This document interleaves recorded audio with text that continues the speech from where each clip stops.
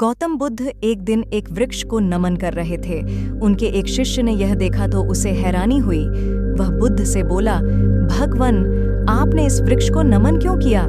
शिष्य की बात सुनकर बुद्ध बोले, क्या इस वृक्ष को नमस्कार करने से कुछ अनहोनी घट गई? शिष्य बुद्ध का जवाब सुनकर बोला, नहीं भगवन, ऐसी बात नहीं है, किंतु मुझे यह देखकर हैरानी हुई कि आप जैसा महान व्यक्ति इस वृक्ष को नमस्कार क्यों कर रहा है। वह न तो आपकी बात का जवाब दे सकता है और न ही आपके नमन करने पर प्रसन्नता व्यक्त कर सकता है। बुद्ध हल्का सा मुस्कुराकर बोले, वत्स, तुम्हारा सोचना गलत है। वृक्ष मुझे जवाब बोलकर भले न दे सकता हो, किंतु जिस प्रकार प्रत्येक व्यक्ति के शरीर की एक भाषा होती है, उसी प्रकार प्रकृति और वृक्षों की भी एक अलग भाषा होती है।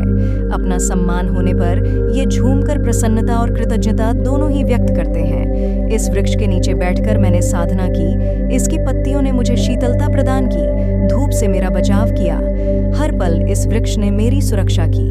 इसके प्रति कृतज्ञता व्यक्त करना मेरा कर्तव्य है। प्रत्येक व्यक्ति को प्रकृति के प्रति सदैव कृतज्ञ बने रहना चाहिए, क्योंकि प्रकृति व्यक्ति को सुंदर व सुघड़ जीवन प्रदान करती है। तुम जरा इस वृक्ष की ओर देखो कि इसने मेरी कृतज्ञता व धन्यवाद को बहुत ही खूबसूरती से ग्रहण किया है और जवाब में मुझे झूमकर यह बता रहा है कि आगे भी वह प्रत्येक व्यक्ति की हर संभव सेवा करता रहेगा।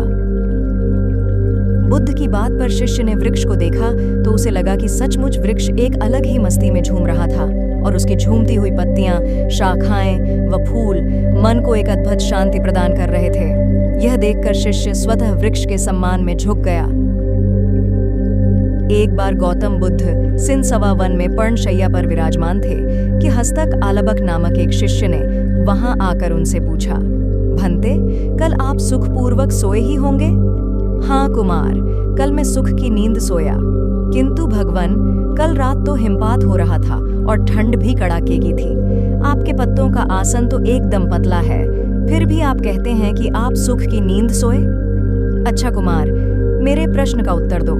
मान लो किसी गृहपति के पुत्र का कक्ष वायु रहित और बंद हो, उसके पलंग पर 4 अंगुल की पोस्तीन बिछी हो, तकिया कालीन का हो तथा ऊपर वितान हो और सेवा के लिए 4 भार्याएं तत्पर हों, तब क्या वह गृहपति पुत्र सुख से सो सकेगा? हाँ भंते, इतनी सुख सुविधाएं होने पर भला वह सुख से क्यों न सोएगा? उसे सुख की नींद ही आएगी।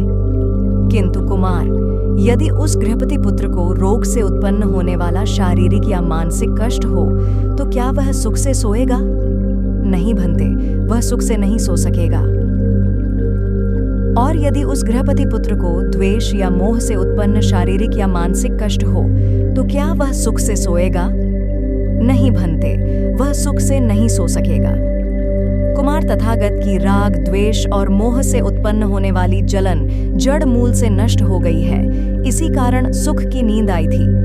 वास्तव में नींद को अच्छे आस्तरण की आवश्यकता नहीं होती। तुमने यह तो सुना ही होगा कि सूली के ऊपर भी अच्छी नींद आ जाती है। सुखद नींद के लिए चित्त का शांत होना परम आवश्यक है, और यदि सुखद आस्तरण हो तब तो बात ही क्या।